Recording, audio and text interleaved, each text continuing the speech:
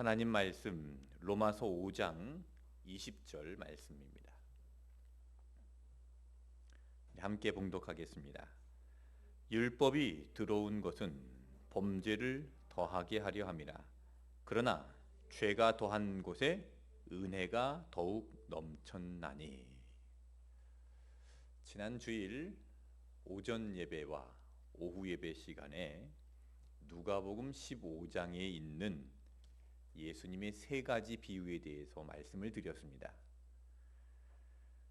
이 세 가지 비유가 뭐였죠? 첫 번째는 잃은 양을 찾은 목자의 비유였고, 두 번째는 잃은 드라크마를 찾은 여인의 비유였고, 세 번째는 잃은 아들을 찾은 아버지의 비유였습니다. 자, 이 아버지의 비유를 다시 한번 생각해 보시길 바랍니다. 아버지는 아들이 유산을 달라고 할 때부터 아들이 어떻게 될지 알고 있었습니다. 아버지에게, 살아있는 아버지에게 유산을 달라고 할 정도로 아들이 요구했다면 그 아들은 지금 뭔가 잘못된 것을 요구하는 것입니다. 그 잘못된 것을 요구하는 아들이 어떤 삶을 살게 될지 아버지는 다 알고 있었습니다. 그러면 다 알고 있었으면 주지 말아야지 왜 유산을 주었을까요? 그 아버지가 왜 둘째 아들에게 유산을 줬을까요? 뻔하잖아요. 싹수가 노랗죠. 그런 아들에게 유산을 주면 됩니까? 안 됩니까? 여러분 같으면 주겠어요? 안 주겠어요? 근데 아버지는 왜 유산을 아들에게 주었을까? 그 둘째 아들이 집을 나가서 허랑방탕하고 낭비하고 그리고 궁핍하게 되었습니다. 그리고 돼지우리로 들어가서 돼지가 먹는 쥐엄나무 열매를 먹는데 그것조차도 없어서 돼지와 쟁탈전을 벌이면서 그 아들이 무슨 생각을 하죠? 누구 생각을 합니까? 아버지를 생각합니다. 아버지의 집에는 얼마나 풍족한 일꾼들이 많은가, 풍족함이 아버인가. 둘째 아들은 집에 있을 때는 몰랐습니다. 그런데 집을 나가서 그 세상 속에서 돼지우리 속에서 돼지들이 먹는 쥐엄나무 열매를 먹으려고 돼지들과 쟁탈전을 벌이는 과정에서 그것을 알게 된 것입니다. 비로소 아버지의 은혜를 알게 된 거죠. 아버지는 둘째 아들이 그 은혜를 깨닫게 하시려고 그냥 유산도 주고 집을 나갈 때도 그대로 놔두신 것입니다. 그러면 이런 질문 해볼 수 있죠. 집 안에서 아버지의 은혜를 알게 하면 안 됩니까? 나가도록 내버려 두지 말고, 그렇게 고생하도록 내버려 두지 말고 그냥 집 안에서 그 아버지의 은혜를 알게 해주면 안 됩니까? 될까요? 안 될까요? 그 비유에서 맏아들을 보세요. 맏아들이 집 안에서 그 아버지의 마음을 압니까? 모릅니까? 아버지의 은혜를 압니까? 모릅니까? 모르잖아요. 그게 안 되는 겁니다. 하나님의 은혜를 아는 것, 아버지의 은혜를 아는 것은 정말 쉬운 일이 아닙니다. 여러분이 하나님의 은혜를 안다는 것, 그것은 복인 줄로 믿습니다. 아버지를 떠나는 것, 그것을 성경에서는 죄라고 이야기합니다. 죄라는 성경 원어에 하마르티아라고 했는데, 하마르티아는 활을 쏘는 사람이 활을 당겨서 쏘았는데 이 화살이 관역을 향해 날아가지 않고 다른 곳으로 날아가 버린 상태, 그러니까 관역을 벗어난 상태를 하마르티아라고 합니다. 죄는 무엇이냐? 우리가 하나님을 향해 가야 됩니다. 그런데 하나님을 벗어난 것, 그것이 죄입니다. 하나님을 떠난 것, 죄입니다. 둘째 아들이 아버지를 떠난 상태, 그게 바로 죄인의 상태입니다. 그리고 이제 아버지께로 돌아오지요. 돌아오는데 그 과정에서 아버지가 보니까 멀리서 돌아오고 있는 그 아들을 향해 달려가서 덥석 그 아들을 안아버렸습니다. 그리고 세 가지를 주죠. 뭡니까? 다 잊어버리셨나요? 세 가지. 좋은 옷을 입히고, 손에 가락지를 끼우고, 발에 신발을 신깁니다. 이건 뭡니까? 아들의 자리로 돌아오게 해주시는 아버지의 은혜입니다. 아버지를 떠난 것은 죄이고 아버지께로 돌아온 것은 은혜입니다. 아들이 아버지께로 돌아오려고 해도 아버지께서 받아주시지 않으시면, 찾지 않으면 아버지께로 돌아올 수가 없습니다. 아버지의 주권으로 아들을 그 자리로 돌아오게 하신 것, 그것이 은혜입니다. 그래서 아버지를 떠나는 것이 죄라면 아버지께로 돌아오는 것은 은혜입니다. 한번 따라 하겠습니다. 죄는 종을 삼고 은혜는 아들을 삼는다. 이 말이 이해되십니까? 아버지를 떠난 죄는 종을 삼습니다. 그 아들이 아버지를 떠나서 종이 되었죠. 돼지치는 종이 되었습니다. 세상의 종이 되었고 죄의 종이 되었고 사람의 종이 되었습니다. 아버지께로 돌아온 그 은혜는 아버지가 그 아들을 종으로 삼았습니까? 아들로 삼았습니까? 아들로 삼았다는 겁니다. 그래서 죄는 종을 삼고 은혜는 아들을 삼는다. 이 말을 기억하시고 로마서 5장 20절 말씀을 같이 읽어보겠습니다. 율법이 들어온 것은 범죄를 더하게 하려 함이라. 그러나 죄가 더한 곳에 은혜가 더욱 넘쳤나니. 자, 이 말이 좀 이해하기 어려운 난해한 구절입니다. 잘 이해하셔야 됩니다. 죄가 먼저입니까? 율법이 먼저입니까? 성경을 보시면 죄가 먼저 나오나요? 율법이 먼저 나오나요? 죄가 먼저 나오죠. 죄가 있고 하나님께서 율법을 주셨습니다. 오늘 로마서 5장 20절 말씀에 율법이 들어온 것은, 이 말씀은요, 죄가 있고 그 죄를 따라서 율법이 들어온 것은 이라고 말씀하는 겁니다. 그러니까 죄가 먼저 있었고 그 죄를 따라서 뭐가 들어온 겁니까? 율법이 들어온 겁니다. 자, 왜 율법이 들어왔을까요? 로마서 5장 20절 말씀에 써 있죠. 왜 율법이 들어왔는가? 범죄를 더하게 하려 함이니라. 와, 정말 어렵죠. 이게 무슨 뜻일까? 율법이 들어온 곳은 범죄를 더하게 하려 함이라. 이런 예를 들어볼 수 있습니다. 요즘에 새로운 법이 많이 만들어지고 있습니다. 김영란법, 공중위생법, 새로운 법들이 많이 만들어집니다. 과거에는 없던 법들입니다.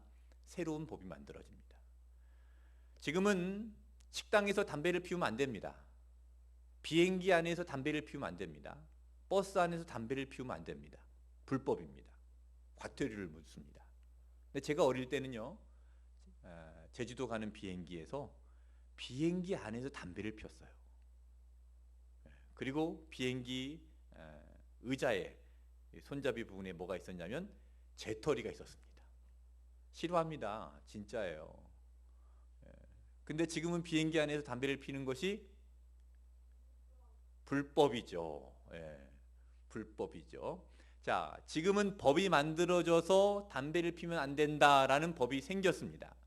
그 법이 생기기 전에는 이게 불법입니까? 아닙니까?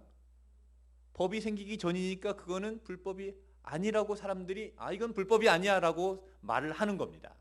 그런데 법이 만들어짐으로 인해서 법의 기준에 의해서 이거는 불법이다라고 분명하게 이야기할 수 있는 것이죠. 자, 그러면 그런 관점에서 로마서 5장 20절을 다시 한번 읽어봅니다. 율법이 들어온 것은 범죄를 더하게 하려 함이라. 자, 율법이 들어오기 전에는 죄가 있었는데 이 죄를 사람들이 알아요, 몰라요? 죄가 있었음에도 죄인 줄 모릅니다. 그런데 율법이 들어옴으로 인해서 그것이 죄인 줄 알게 되었다는 말씀입니다. 율법이 있기 전에도 죄는 있었지만 그 죄가 죄로 인정받지는 않았습니다. 그런데 율법이 들어옴으로 인해서 그 죄가 그대로 드러나게 되었다는 것이죠. 그래서 모든 사람들은 자신의 죄에 대해서 더 이상 핑계할 수 없습니다. 율법으로 말미암아 모든 사람이 죄인임을 알고 의인이 하나도 없음이 드러나게 되었다는 것입니다. 이것이 율법이 들어온 이유입니다. 율법이 들어온 것은 범죄를 더하게 하려 함이라. 그 죄를 알게 하려 함이라. 그런데 이것으로 끝나지 않고 그 뒤에 뭐라고 기록됐죠? 그러나 하잖아요. 그러나. 자, 그러나 같이 읽겠습니다. 그러나 죄가 더한 곳에 은혜가 더욱 넘쳤나니.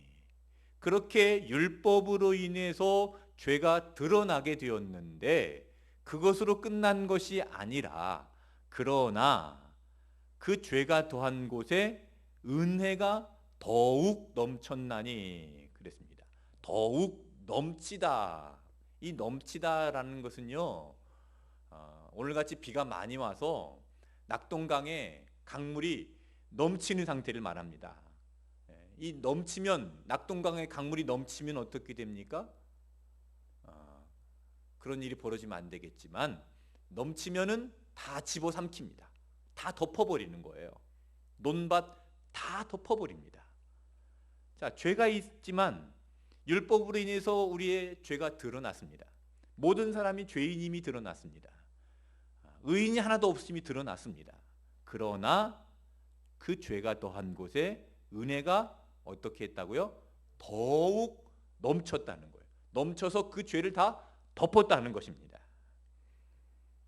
은혜로 죄를 덮어주셨다라는 말씀이죠. 죄를 덮을 수 있는 것은 오직 은혜로 되어지는 것이다. 그것을 말씀하고 있는 겁니다. 자, 에베소서 1장 7절 같이 읽겠습니다. 우리는 그리스도 안에서 그의 은혜의 풍성함을 따라 그의 피로 말미암아 속량 곧 죄 사함을 받았느니라. 우리가 어떻게 죄 사함을 받았습니까? 그리스도 안에서 그의 은혜의 풍성함을 따라서 그의 피로 말미암아 속량 곧 죄 사함을 받은 겁니다. 그 은혜의 풍성함, 그 은혜가 풍성하니까 낙동강에 강물이 풍성하니까 강물이 넘치는 것처럼 하나님의 은혜가 풍성하니까 그 풍성함이 넘쳐서 우리의 모든 죄가 다 덮어지게 된다라는 말씀이죠. 그것이 은혜입니다. 우리가 하나님의 은혜 아래에 있어야 됩니다. 이렇게 하나님의 은혜 아래에 있는 사람이 죄로부터 자유로운 사람이 되는데 로마서 6장 14절 15절 읽겠습니다.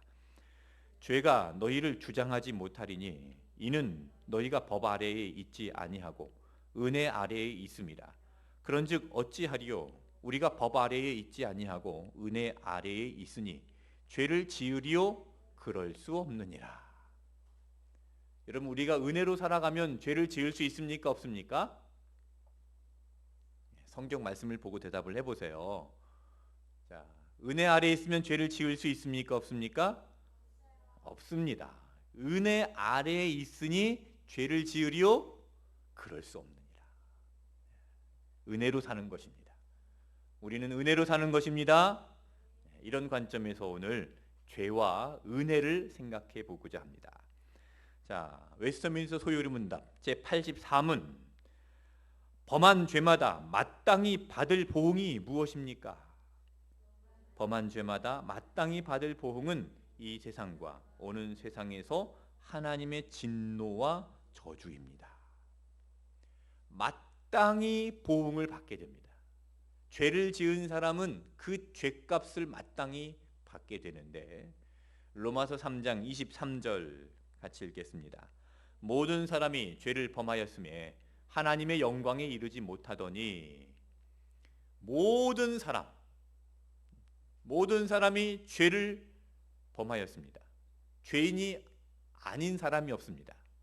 만약 나는 죄가 없습니다 라고 말하는 사람이 있으면 그 사람은 거짓말하는 사람입니다. 요한일서 1장 8절입니다. 만일 우리가 죄가 없다고 말하면 스스로 속이고 또 진리가 우리 속에 있지 아니할 것이요, 나는 죄가 없다, 나는 죄인이 아니다 라고 말하는 사람은 스스로 속이는 거짓말을 하는 사람입니다. 자, 모든 사람이 죄인인데 이 죄의 결과는 무엇일까요? 로마서 6장 23절입니다. 죄의 싹은 사망이요. 죄의 결과는 결국 사망입니다. 성경에서 말씀하고 있는 사망은 병원에서 의사가 내리는 사망과는 개념이 다릅니다. 병원에서 의사가 내리는 사망이라는 개념은 심장이 멈출 때 사망이라고 합니다. 심정지가 오면 사망이라고 하죠. 성경에서 말씀하고 있는 사망이라는 개념은 하나님과 끊어진 상태, 그것을 사망이라고 이야기합니다. 그래서 죄의 싹은 뭐라고요? 하나님과 관계가 끊어지는 겁니다. 하나님과 관계가 끊어져서 결국 죽음 이후에 하나님이 없는, 하나님과 관계가 끊어져 버린 그 지옥으로 가게 되는 결과를 낳게 된다는 것이죠. 자, 두 번째 유인물을 보고 같이 읽어볼까요? 이 세상과 오는 세상에서 벌을 받습니다. 마태복음 25장 41절, 예수님께서 이제 천국을 비유로 하신 말씀인데요. 같이 읽어보겠습니다. 또 왼편에 있는 자들에게 이르시되 저주를 받은 자들아, 나를 떠나 마귀와 그 사자들을 위하여 예비된 영원한 불에 들어가라. 예수님께서 정말 무서운 말씀을 하셨습니다. 저주를 받은 자들아 그랬는데, 자, 무엇이 저주일까요?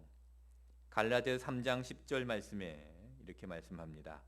무릇 율법 행위에 속한 자들은 저주 아래에 있나니 기록된 바 누구든지 율법책에 기록된 대로 모든 일을 항상 행하지 아니하는 자는 저주 아래에 있는 자라 하였습니다. 율법 행위에 속한 자들, 무슨 말입니까? 율법에 있는 행위를 완전하게 지킴으로 인해서 나는 구원을 받을 수 있다라고 믿는 자들입니다. 이들이 율법 행위에 속한 자들이죠. 이들은 은혜를 거절합니다. 그러니까 예수 그리스도를 거절합니다. 복음을 거절합니다. 지난주에 말씀드렸죠. 죄가 여러 가지 죄가 있는데 그 중에서 가장 큰 죄라고 할 수 있는 죄는요, 예수님을 믿지 않는 죄라고 말씀드렸습니다. 예수님을 믿지 않는, 예수님을 거절하고 복음을 거절하고 은혜를 거절하고 여전히 율법 행위에 속한 자들, 이들이 저주 아래 있는 자들이라는 겁니다.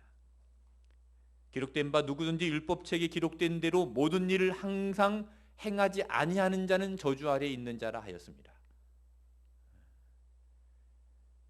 그런 저주를 받은 자들이 갈 곳이 어디입니까? 마태복음 25장 41절 말씀에 저주를 받은 자들아 나를 떠나 마귀와 그 사자들을 위하여 예비된 영원한 불에 들어가라. 지옥 불입니다. 지옥 불의 벌이 기다리고 있다는 것을 예수님께서 말씀하신 것입니다. 자, 이 죄에 대해서 분명히 예수님께서 말씀하셨습니다. 자, 은혜가 무엇인지 살펴보겠습니다. 웨스트민스터 소유리 문답 85문. 우리가 죄를 인하여 하나님께 받을 진노와 저주를 피하게 하려고 하나님이 우리에게 요구하시는 것이 무엇입니까? 우리가 죄를 인하여 하나님께 마땅히 받을 진노와 저주를 피하게 하려고 하나님이 우리에게 요구하시는 것은 예수 그리스도를 믿는 것과 생명에 이르는 회개와 그리스도가 우리에게 구속의 유익을 전하는 여러 가지 나타내는 방법을 힘써 사용하라는 것입니다. 자, 세 가지를 말씀합니다. 이 진노와 저주를 피하게 하시려고 하나님께서 우리에게 요구하시는 것은 세 가지입니다. 첫 번째, 제목 같이 읽어보겠습니다. 예수 그리스도를 믿는 것입니다. 빌립보서 3장 9절, 그 안에서 발견되려 함이니 내가 가진 의는 율법에서 난 것이 아니요 오직 그리스도를 믿음으로 말미암은 것이니 곧 믿음으로 하나님께로부터 난 의라. 빌립보서는 사도 바울이 빌립보 교회에 보낸 편지죠. 사도 바울이 고백하는 겁니다. 내가 가진 의는 율법에서 난 것이다, 아니다? 율법에서 난 것이 아니다. 이게 무슨 말이냐면 율법은 뭡니까? 하라, 하지 말라라는 법입니다. 그러니까 사도 바울이 율법을 잘 알고 있죠. 하라는 법, 하지 말라는 법, 예수님 만나기 전에는 철저히 지켰던 사람입니다. 그런데 지금 내가 가지고 있는 의는 하라, 하지 말라 하는 그 행위에서 나타난, 내가 잘 지키고 내가 하지 말라는 것 하지 않고 정말 100% 잘 지켜서 그 의가 내게 나타나는 것이 아니라는 거예요. 그럼 의는 어떻게 나타나느냐? 오직 그리스도를 믿음으로 말미암은 것이니. 나에게 있는 의는 어떻게 옵니까?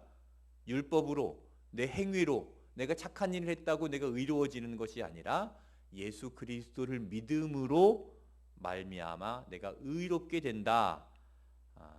곧 믿음으로 하나님께로부터 난 의다.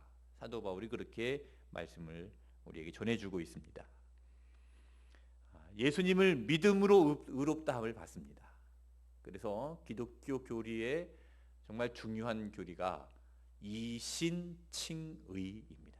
따라합시다. 이신칭의. 믿음으로 말미암아 의롭다함을 받는다. 그런 뜻입니다. 예수님을 믿는 것이 중요합니다. 우리는 여전히 죄인입니다. 우리가 오늘도 어떤 사람들은 많은 죄를 지었을 것입니다. 그런데 우리의 죄가 있지만 예수님은요, 우리의 죄 위에 예수님의 보혈을 칠하셨습니다. 페인트 칠을 하다. 이 말이 무슨 말이죠? 도색하다. 이 도색하다라는 이 원어가 이사야 말씀에 나오는데 이사야 43장 25절 같이 읽겠습니다. 나 곧 나는 나를 위하여 내 허물을 도말하는 자니 내 죄를 기억하지 아니하리라.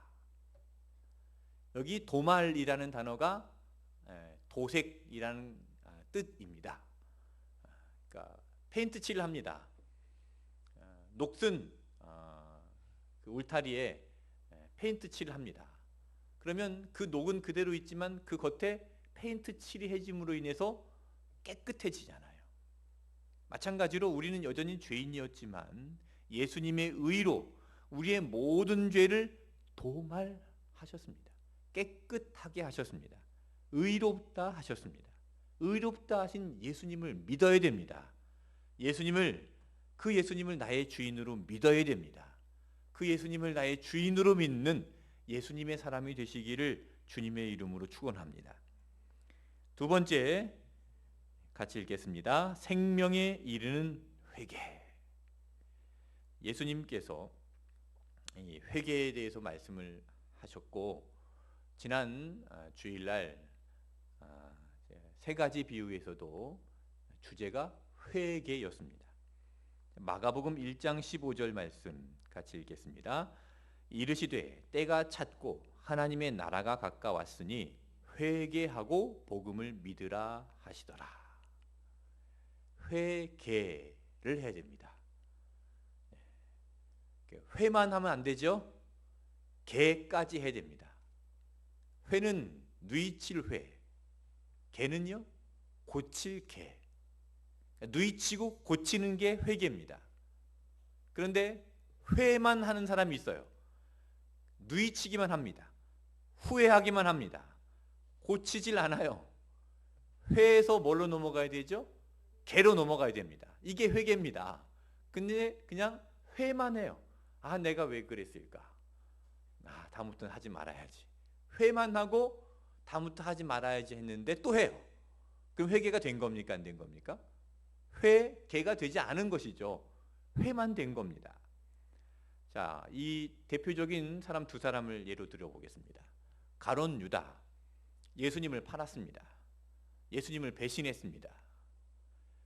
자, 가룟 유다가 후회했죠. 후회하고 가룟 유다가 자살을 했습니다. 가룟 유다는 후회했는데 회개를 한 겁니까? 안 한 겁니까? 가룟 유다는 회는 했지만 개는 못했어요.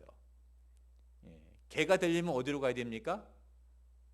말이 좀 이상하네요. 개가 되려면 어디로 가야 됩니까? 고쳐지려면 어디로 가야 되죠? 다시 예수님의 제자의 그 위치로 돌아가야죠. 네. 하나님은 회개하는 심령을 찾으시니까 가룟 유다가 다시 예수님 제자의 품으로 돌아가면 될 거 아닙니까? 부활하신 예수님 품으로. 그런데 가룟 유다는 그 자리로 돌아가지 않았습니다. 회로 끝났어요. 베드로, 예수님을 절대로 부인하지 않겠다고 그렇게 호언장담했습니다. 그런데 예수님을 3번이나 부인했습니다. 배신했죠. 배신자죠. 자, 베드로도 후회했습니까? 안 했습니까? 후회했죠. 그리고 베드로가 어떻게 하죠? 나는 물고기 잡으러 가야 되겠다 하고 이제 물고기 잡으러 갔습니다. 그런데 예수님께서 그곳을 찾아가셨죠. 찾아가셔서 이제 베드로에게 네가 나를 사랑하느냐? 네가 나를 사랑하느냐? 네가 나를 사랑하느냐? 내 양을 먹이라. 그래서 베드로가 예수님의 제자로 다시 돌아오게 됩니다. 베드로는 회로 끝난 것이 아니라 뭐가 된 거예요? 개가 된 건데 이 개가 되는 과정이 발음을 잘 들으세요. 개, 고칠 개자입니다.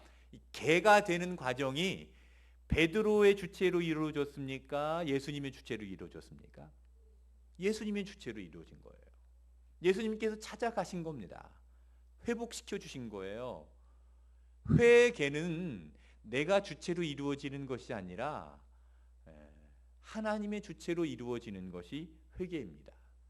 하나님으로부터 시작되고 하나님이 찾으실 때 회개가 이루어지는 거예요. 지난 주일날 3가지 비유 말씀드렸죠.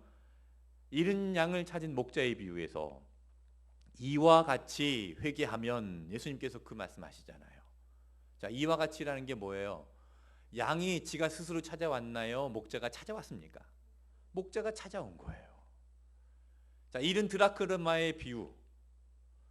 동전을 잃어버렸습니다. 동전이 자기가 떼굴떼굴 굴러가지고 여인에게 찾아왔습니까? 여인이 등불을 켜고 그 동전을 찾아냈습니다. 잃어버린 아들을 찾은 아버지의 비유.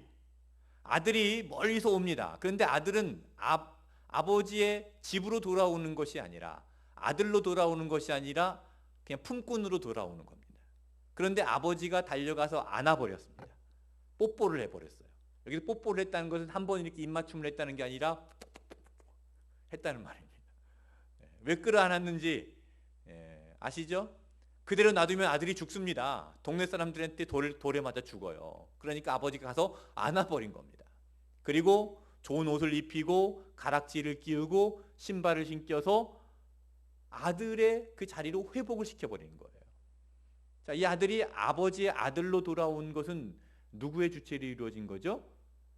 아버지의 주체로 이루어진 겁니다. 회개는 이런 겁니다. 회개는 내가 주권을 가지고 있는 것이 아닙니다. 나를 찾으시는 아버지의 주체로 이루어지는 것이 회개입니다. 그래서 회개가 되려면 내가 노력을 하고 내가 율법을 지키고 내가 무슨 착한 일을 하고 내가 삶을 고치려고 작정을 하고 그렇게 해서 회개가 이루어지는 것이 아니라 내 주권으로 이루어지는 것이 아니기 때문에 내가 내 인생의 주인의 자리에서 내려오고 내 인생의 주인의 자리에 누가 올라가는 거죠? 그 회개의 주체가 되신 예수님께서 그 자리에 올라가실 때 회개가 되는 것입니다. 단순히 누이치고 후회하는 것으로만 끝나는 것이 아니라 고쳐진다는 거예요. 예수님께서 나의 주인이 되실 때 고쳐지는 겁니다. 예수님께서 나의 주인이 되실 때 무질서가 질서가 되는 것입니다. 예수님께서 나의 주인이 되실 때 혼돈이 정리가 되는 것입니다. 그 모든 것들이 다 제자리를 찾아가게 되고 하나님의 형상을 닮은 하나님의 사람, 예수님의 사람이 되는 것입니다. 그래서 예수님께서 내 안에 주인 되셔야 됩니다. 이것이 회개한 사람의 삶입니다. 예수님께서 주인 되시는 예수님의 사람이 되기를 주님의 이름으로 축원합니다. 세 번째입니다. 같이 읽겠습니다. 보이신 방법을 힘써 이용하는 것입니다. 마태복음 28장 20절 같이 읽겠습니다. 내가 너희에게 분부한 모든 것을 가르쳐 지키게 하라. 볼지어다 내가 세상 끝날까지 너희와 항상 함께 있으리라 하시니라. 여기 보시면 내가 너희에게 분부한 모든 것을 가르쳐 지키게 하라. 예수님께서 마지막으로 승천하시기 전에 하신 명령입니다. 이 명령, 내가 너희에게 분부한 모든 것을 가르쳐 지키게 하라. 분부한 그 모든 것이 뭐예요? 예수님께서 분부한 그 모든 것, 예수님께서 공생의 사역 때 제자들에게 말씀하신 그 모든 것들, 기도하라, 너희는 이렇게 기도하라 그랬잖아요.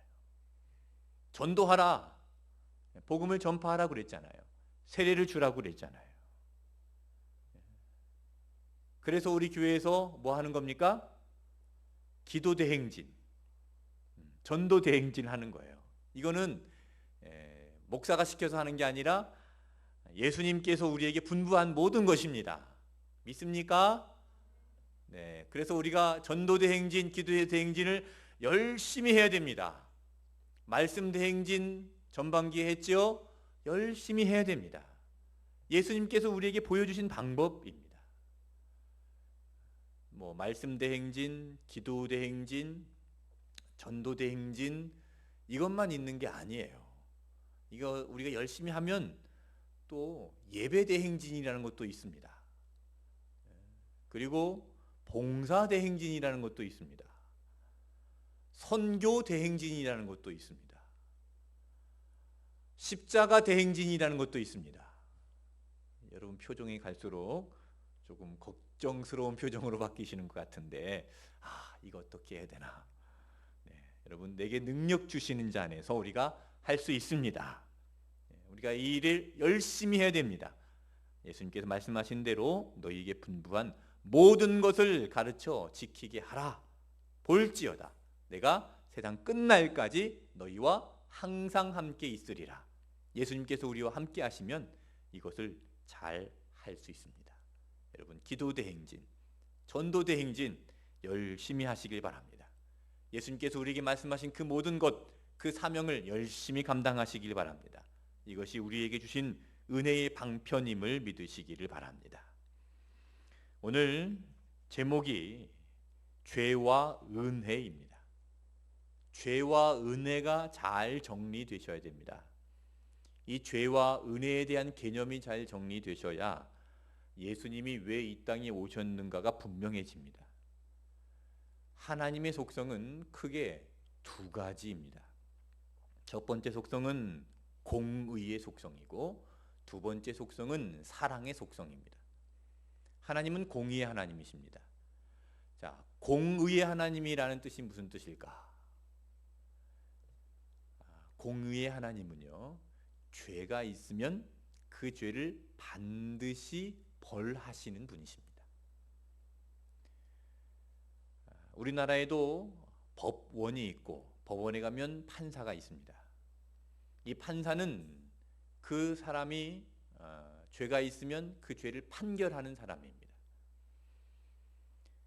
자, 그런데 어떤 사람이 요 앞에 은행을 털다가 붙잡혔습니다.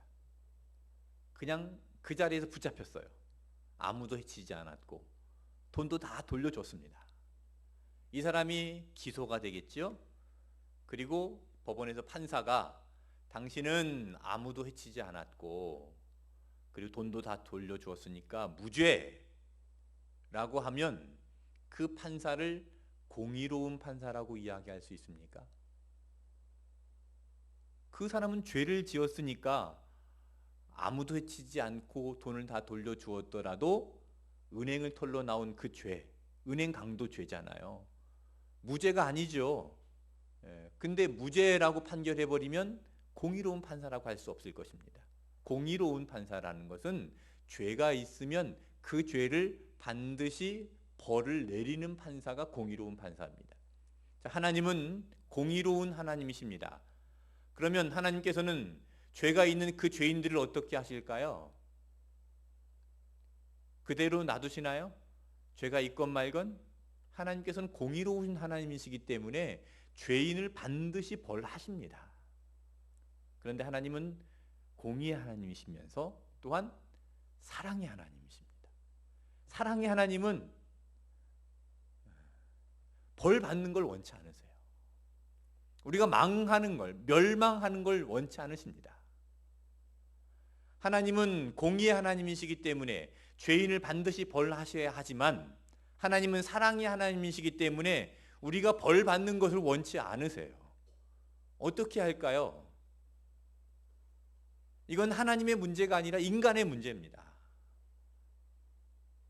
이 모든 것을 예수님께서 해결하신 겁니다.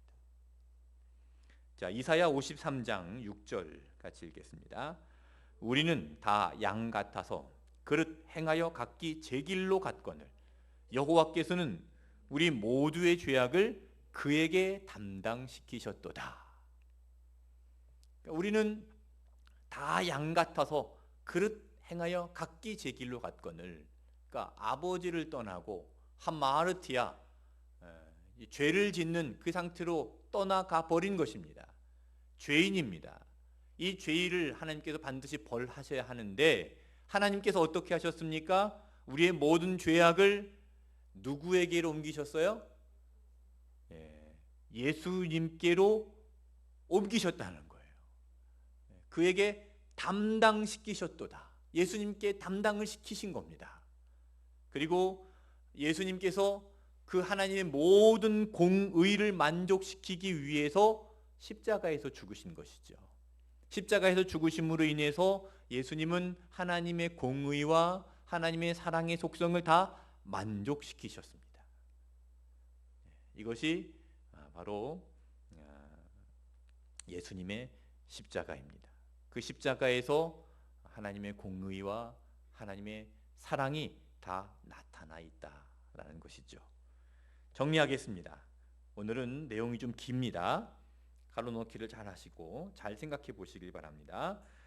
죄의 결과는 하나님의 영원한 진노와 저주이지만 예수 그리스도를 믿는 믿음과 생명에 이르는 회개와 예수님의 구속의 은혜를 통하여 이를 피하게 됩니다. 하나님은 공의의 하나님이십니다. 그리고 사랑의 하나님이십니다. 이 모든 것을 예수 그리스도께서 십자가로 만족시켜 주셨습니다. 이것이 은혜입니다. 자, 죄와 은혜의 정의를 잘 정리하셔야 됩니다. 다시 한번 정리합니다.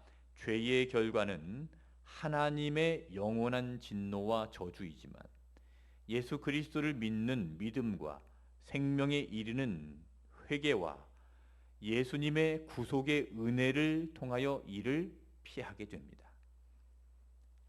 하나님은 공의의 하나님이십니다. 그리고 사랑의 하나님이십니다. 이 모든 것을 예수 그리스도께서 십자가로 만족시켜 주셨습니다. 이것이 은혜입니다. 하나님 아버지 감사합니다. 우리에게 은혜를 베풀어 주심을 감사합니다. 우리에게 가장 큰 은혜를 베풀어 주신 그 하나님의 사랑에 우리가 오늘 하나님을 예배하며 하나님을 찬양하며 하나님께 우리의 삶을 헌신하며 하나님께서 우리에게 말씀하신 그 모든 말씀과 은혜의 방편들을 다 지키며 살아가기를 원하오니 우리에게 은혜를 베풀어 주신 그 하나님의 사랑을 우리 마음속 깊이 깨닫게 해 주시고 죄인들을 구원하신 하나님의 사랑과 그 은혜를 깨닫고 은혜를 받은 자로서 예수님 말씀하신 그 모든 명령을 지켜 행하는 하나님 사람, 예수님의 사람이 되게 하여 주시옵소서. 감사를 드리며 예수님의 이름으로 기도하옵나이다. 아멘. 찬송가 521장 찬양하겠습니다.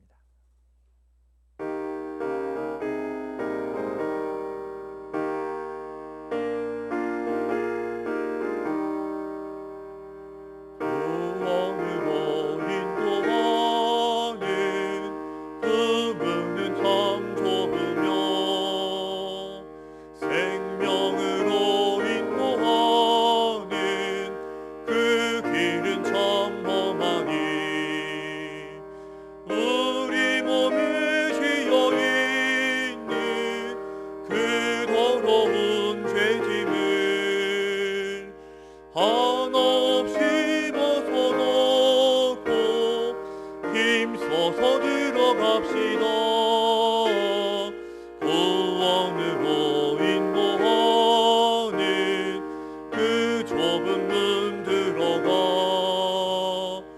영생으로 인도하는 그 생명길 갑시다.